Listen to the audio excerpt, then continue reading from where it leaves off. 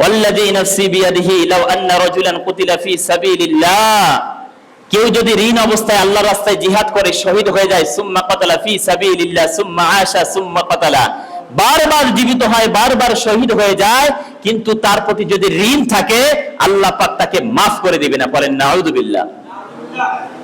কথা বুঝছেন? আল্লাহ পাক কখনোই মাফ করে দিবে না। কি এক আযাব, কি এক কঠোর হুকুম নাজিল হয়ে গেল। ঋণের ব্যাপার খুবই কঠোর, খুবই সতর্ক। আল্লাহ পাক সব গুনাহ মাফ করে দিবে, কিন্তু ঋণ মাফ করে দিবে না। জানাজার সামনে রেখে বলি না আমরা?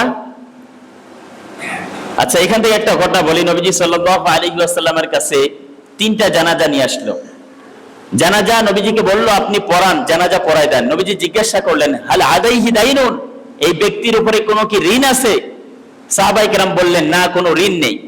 তাহলে আমি জানাজা পড়াবো। জানাজা পড়ালেন। আবার আরেকটা জানাজা আনা হলো।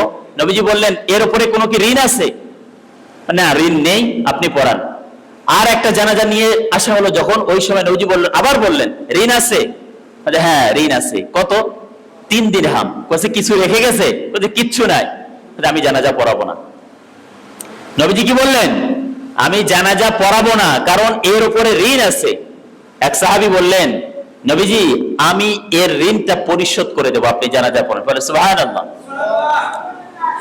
ঋণের কঠোরতা বুঝছেন? তালবাহানা, বাটপারি, চিটারি, মানুষের কাছ থেকে ঋণ নিয়ে মানুষ দেয় না। ক্লিয়ার? ঋণ থাকা যাবে না। ঋণ মুক্ত জীবন জিন্দেগি পার করতে হবে।